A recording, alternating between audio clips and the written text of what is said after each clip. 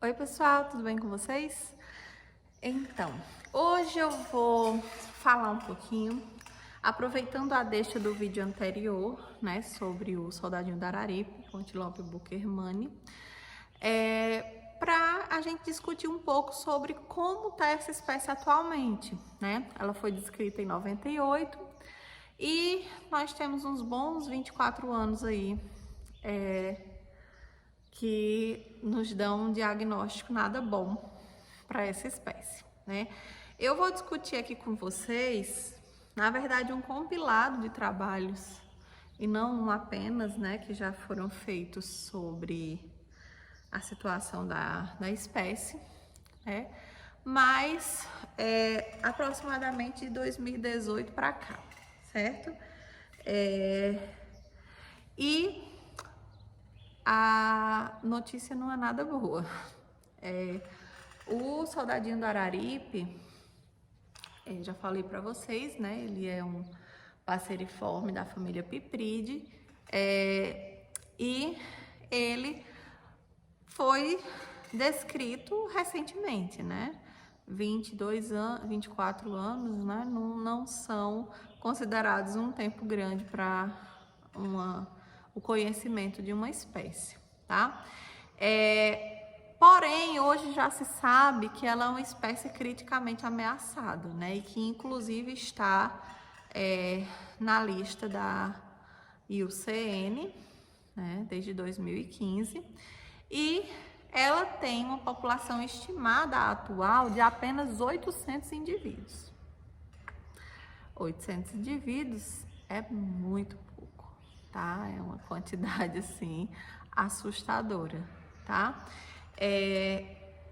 Como eu já falei para vocês, o soldadinho do Araripe é endêmico, então ele só está presente aqui na nossa região da Floresta Nacional do Araripe, né? Na divisa de Ceará e Pernambuco.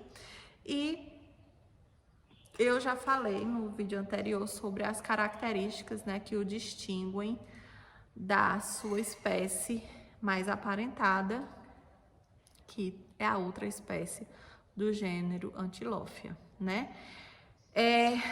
Nesse tempo em que a espécie foi descoberta, houveram já alguns esforços, né, para conservação, para aumento populacional, direcionados mais para a área de educação ambiental, conscientização das pessoas que moram lá na região próxima da ocorrência dessas aves, né? Inclusive tem um trabalho do Silva e Rego em 2004 que já vinha nessa pegada, só que a gente entende que poucos estudos empíricos, né, sobre a espécie foram feitos até hoje.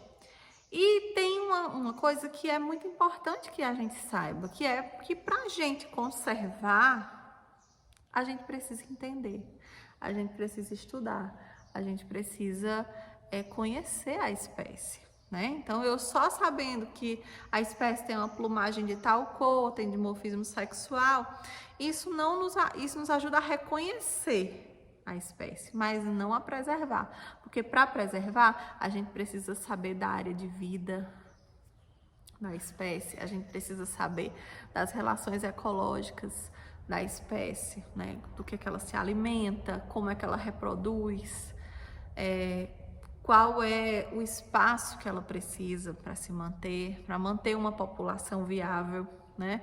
Então, tudo isso ainda é bem incipiente, tá? Foi feito um trabalho sobre o período reprodutivo, né, do soldadinho do Araripe, por meio da vocalização dos machos, né? A gente sabe que as aves, elas têm, além desse dimorfismo sexual, que eu já falei no vídeo anterior, mas também apresentam uma característica muito importante com relação à vocalização, né, principalmente na reprodução. Também é uma característica que tem uma pressão seletiva muito importante do ponto de vista da reprodução. Então, eles fizeram as gravações de nidificação dos machos, né? E também das plantas que eram utilizadas para a nidificação dessas árvores, dessas aves. Essas informações estão no trabalho do Linhares et al. 2010. Eu vou listar alguns desses trabalhos aqui na descrição do vídeo para quem tiver interesse em ler, tá? Ou depois eu também posso fazer mais alguns vídeos sobre isso, se for do interesse de vocês, tá? Porém,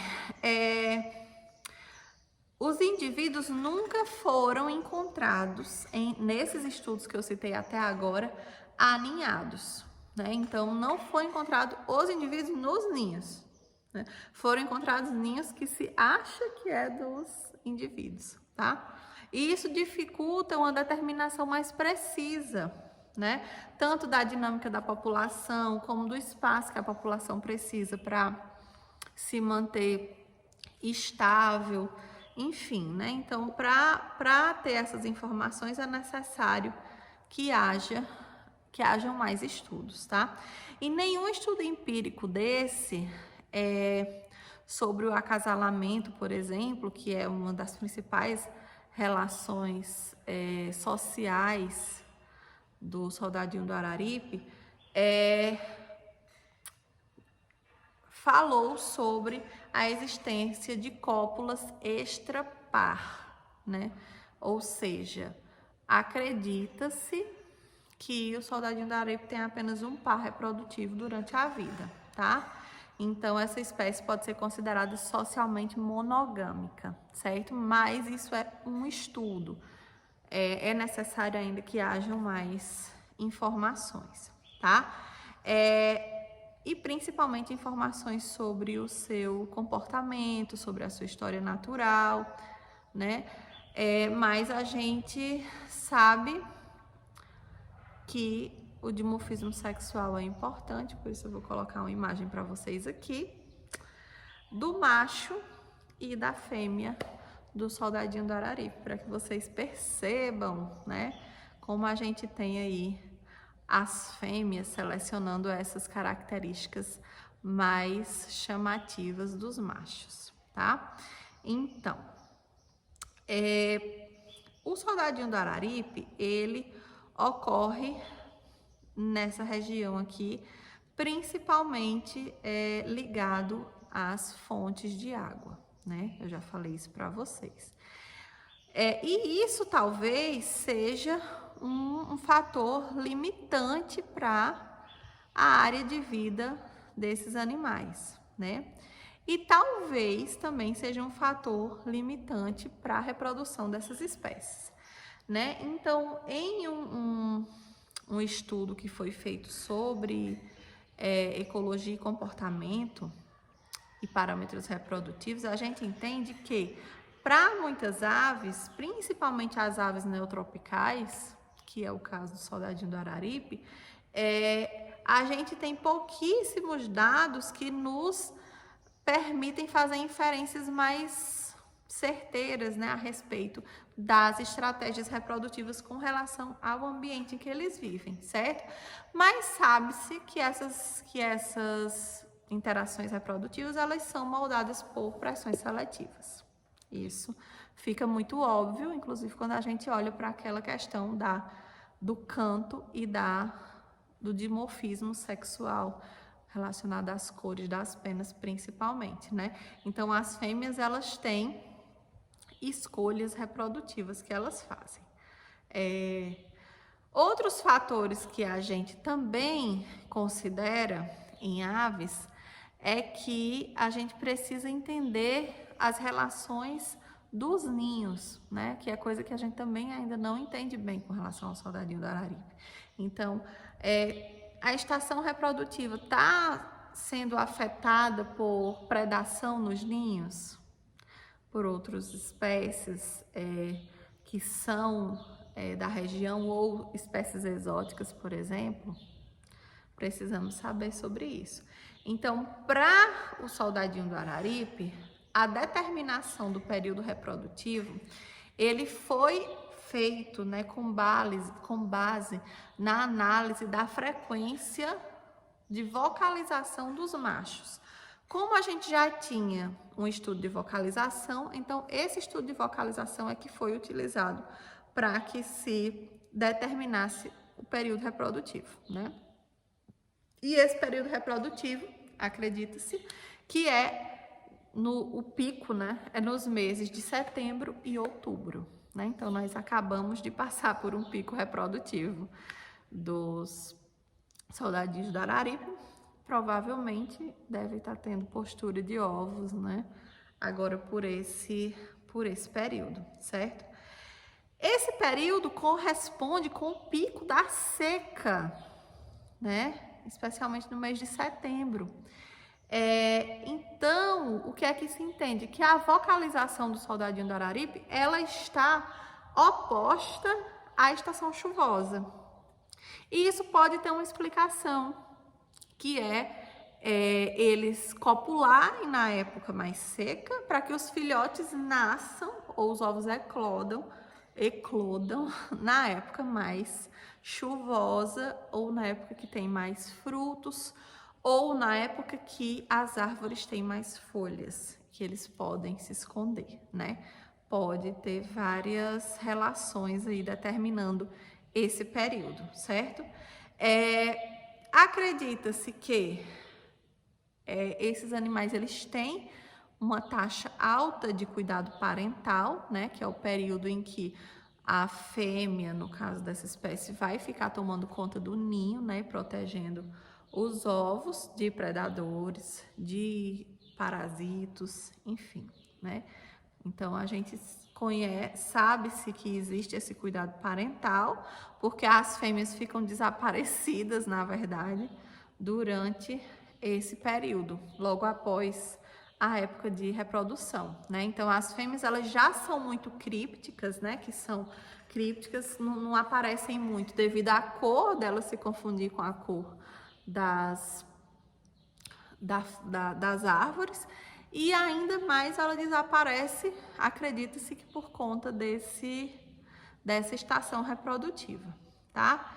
Então, tem um trabalho específico que eu não achei a publicação, mas eu achei a tese, né, de uma moça que trabalhou com o soldadinho do Araripe, lá da UNB.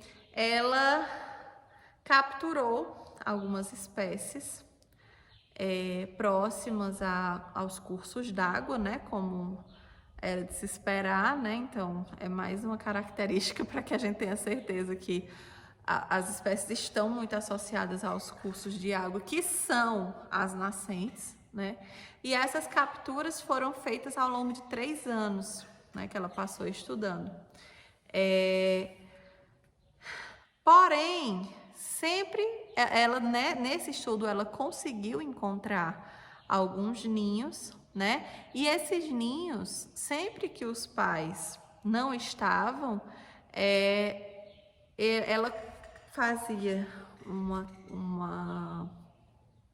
colocava uma rede para que ela conseguisse capturar esses indivíduos, né? Para que ela conseguisse marcar todos os indivíduos da família, né? E aí ela marcou, pesou esses indivíduos, né? E fez as medidas das asas e fez também as medidas totais, né? Então, também fez uma coleta de sangue, tá? Eu fiquei muito curiosa para saber o resultado dessa coleta de sangue, porque eu acredito que isso depois possa ter sido ou estar sendo utilizado para um estudo genético, né, da população. Então, ela também anilhou os filhotes que estavam nos ninhos. O que é anilhar? É colocar uma anilhazinha no pezinho do passarinho para deixar ele marcado, né? Então, ela anilhou tanto os adultos quanto os filhotes, tá? E ela fez, a partir desses estudos, a determinação do cuidado parental, né? Através de filmagens dos ninhos que ela conseguiu, né? E aí ela teve sempre o cuidado de estar a 2 metros do ninho, e nessas filmagens ela conseguiu identificar 5 categorias de comportamento de cuidado parental, tá? Nesse trabalho, tá? Que é um trabalho mais recente do que o que eu estava falando antes, certo? Que ele não conseguiu observar os ninhos. Então, ela conseguiu determinar a entrega de alimento, né, por parte dos indivíduos parentais para os filhotes. Ela conseguiu determinar a fiscalização da distribuição dos ninhos, né? Então, sempre tinha um adulto fiscalizando esses ninhos. E ela também conseguiu determinar qual era dos pais que fazia mais cuidado parental, né? Que tinha esse comportamento mais associado. Então, ela também fez um estudo das fezes desses indivíduos, né? E ocasionalmente ela conseguiu também informações sobre a dieta desses